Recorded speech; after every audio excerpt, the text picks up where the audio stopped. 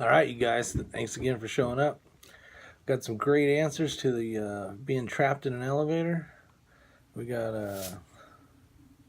they ask if the power is on. Chris, do it yourselfer, basically asked, and that has a lot to change an answer. But for this scenario, the power was on. Um, Sandy Passion says she does her best to avoid elevators. Bizza Rizza Gizza. First thing I do is light up smoke, break the no smoking rule.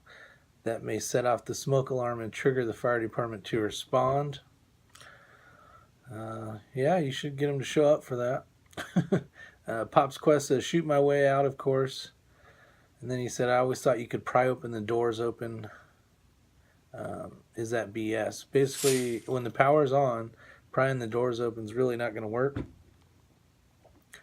And there's a lot of good video after this, but it's I'll basically show you the steps, what's in the elevator, what are the buttons inside, the stuff that you normally don't see. So that'll be kind of cool for some of you guys. Kevin Roberts says, I'm not going to say anything. I've dealt with this kind of thing before, but I am rolling on the floor laughing at the comments that you guys are saying. So that's awesome. Stone Greenwood, South Carolina says, try to trip the smoke alarm, try to let the camera see there is a problem, and try brute force to open the doors. Other than that, my big old butt is stuck waiting. And sometimes the best thing to do is wait. And we'll get into it a little bit. We start damaging the doors, it makes it harder for our resources, rescue resources to get in there. Because once you start changing stuff and denting all the metal and bending stuff, it's no longer, the doors aren't going to work simultaneously like they're supposed to. As always, Tom Olafson, he always has great answers. And his thing is, first, calm down and panic. They're the panicky passengers. Some people really freak out. I was watching some videos just to see some of that stuff. And man, this one, he was a security guard that got stuck. And he starts using his flashlight and he's donkey kicking the door. And finally, at the end of the video, it shows him smacking the camera. But he's running the alarm. He just probably wasn't as patient as he should have been. I'm sure he's still not stuck in that elevator. Then basically, next, try to pry the doors open. Next, try to signal a security person monitoring the elevators. Wave at the camera. Hold up the sign that says we are stuck. Make noise, since some elevators have a microphone in them.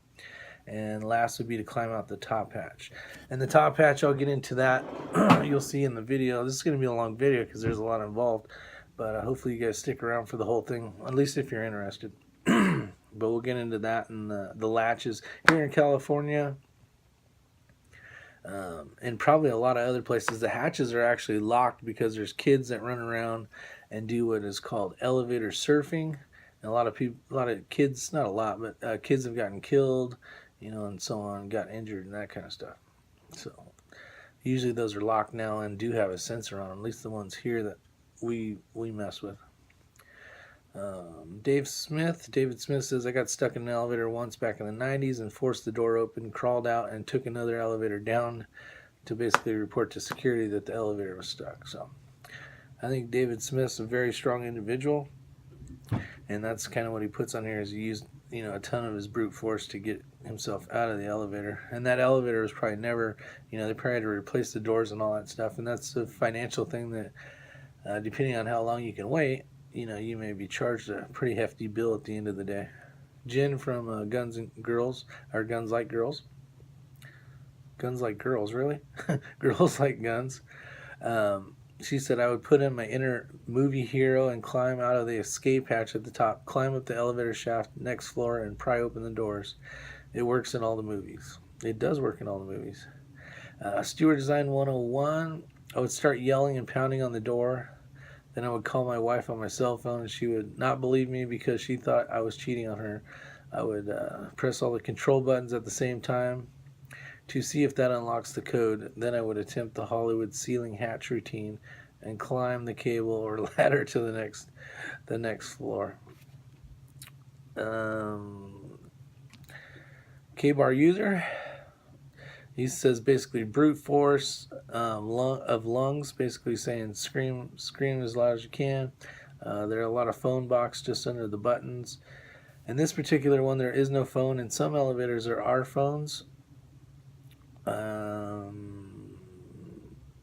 Basically, pound the buttons, SOS on the door, basically hitting SOS on the door so someone could hear you. And Bardo Smithing and Woodcraft says, first try the alarm button, no response. Second, whip out my emergency escape tool and open the doors. 2 years on rescue truck. So yeah, I would carry tools, EDC, etc. So he carries a lot of stuff with him at all times. He was on a rescue truck. Let's see. And for some reasons, we were to say it was in the middle of a thing, basically in between floors. You could basically go through the top or the bottom, but you would do a lot of prying if the power wasn't out. So there's a lot of good answers in here, and you'll see my answer following this video. But I think the best thing to do is definitely, be patient, don't get panicked, and wait it out for a while, and utilize all the things that you can. Some of these great answers in here, keep all the passengers down. I can tell you we do a lot of elevator rescues, and the reason why is we have a tall casino that has a bar on top, and the end of the night when everybody's drunk, been drinking too much, they want to jump, and there is a speed indicator on that thing on the elevator, and what'll happen is it'll lock you in. If it's going too fast, you'll be locked into that thing and you'll be stuck there. And there's nothing like a bunch of drunk guys and gals stuck in an elevator that have been drinking all night. They're stuck in there for a while that need to pee. And then there's always the big tough muscle guy that thinks he's just going to rip the doors off and get everybody out and save everybody. He's the one that ends up screwing up the doors, making it 10 times harder and longer to rescue the people. And sometimes we have to come in from a floor above and bring you out a small hole. And the hole's very small. It's probably 1.5 feet by 1.5 feet. So if you're a larger person, and you're going to have to wait till they can completely tear the door out to get to you. So think of that before you guys get silly in an elevator. But I'll show you all the parts, or some of the parts of the elevator. Hope you enjoy the video. As always, like, share, and subscribe. Talk to you guys later. Bye. You like my name tag? Bam. See you guys. Bye. Alright, so I unlocked the exterior door. And this would be the one that you guys are, this is the one in here that you guys are stuck in. Right here. 2 different ways to get to that is basically from the roof, this wheel here. See, as the door opens, I can go up there and just move that wheel, and that's gonna open this door. Say we could open the second floor, but we couldn't get to you guys here from the first. And see how this is basically below grade? This is because I drained the hydraulic fluid. So if your door is not within 6 inches of each other, these doors won't line up because they need to be in the same track in order for them to open. Now anything can be opened with a bunch of brutal force, but you're better off leaving the doors alone, because once you damage the door, none of this stuff is going to work how it should, and it's going to take the rescuers a lot longer to get out, or to get you out. So basically up here, if you pop these panels, right, it's just that, that glass stuff that covers the lights. You are going to find a hatch that's right here. Now the hatch you're not going to be able to get to because there's a lock that I showed you earlier in another video, or maybe I'll put it in after this one, whatever, but you'll see the latch that's going to keep you from getting out of there. And the reason why is in a lot of places people try to ride, they surf, elevator surf, basically kids that are not using their brains or smarts, and they'll get up there and somehow get wrapped in some of those cables and stuff and get injured or killed. But so your best bet is to wave to the cameras you know, hit the call button. We pretended it didn't work, but definitely use that first. Push the alarm and let that thing make noise. So some elevators, and you got to remember there's different manufacturers, so some of this pertains and some of it doesn't.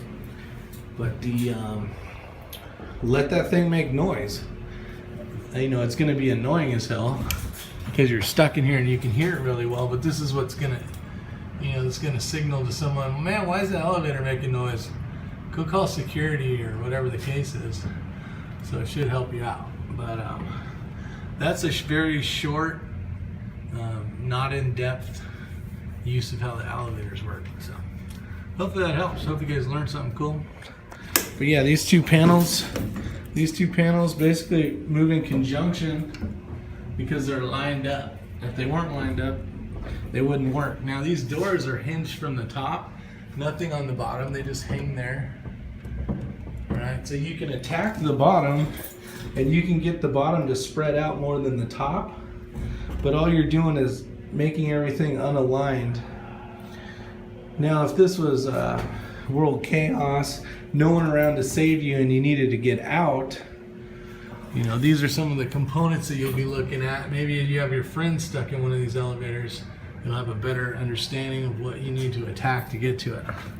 You know, these are the keys that we use here. It's probably 18 inches from here to here.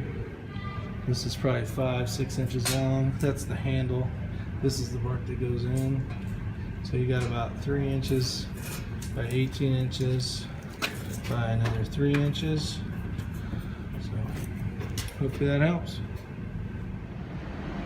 Alright, so the first thing the fire department's going to do is we're going to need to cut power to the elevator.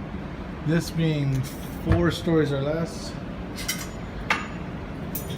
is a hydraulic ram underneath the elevator. So this is elevator 2, as you guys can see. So we're going to cut power. This one here would be to the actual, for their fan that's in there and that kind of stuff. So here you can see that there's a machine room that's just designed for basically the elevator area. Alright, so now I got the lid open. And basically you're going to see this is the pressure of the hydraulic fluid that goes in and out of this tank as the elevator is going up and down, just like a big hydraulic ram.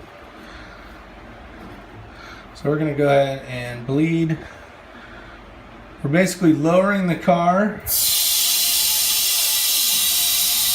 We're lowering the car down to the lowest floor. These are elevator picks, and these will basically pick the elevator to open it. Basically I put these keys in, they go in here and around and they'll unlock the thing. Alright, that's a little better. So we got basically the hatch. See if we can get it to focus. There we go. We got the hatch. Here's a sensor if once the door comes up this way. You can see the conduit for the sensor. This side here is just a latch that's locked. So this isn't something that someone stuck in can come up through.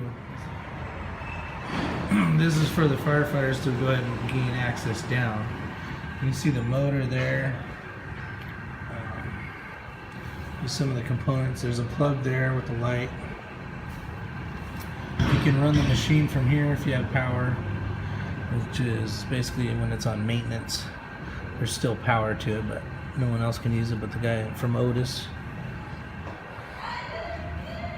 So you can see that here's the rails that it goes up and down, or it slides up and down this rail.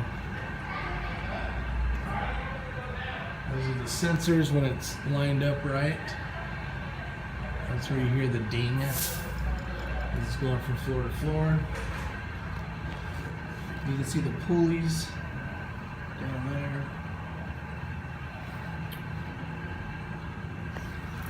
Here's basically what the door looks like.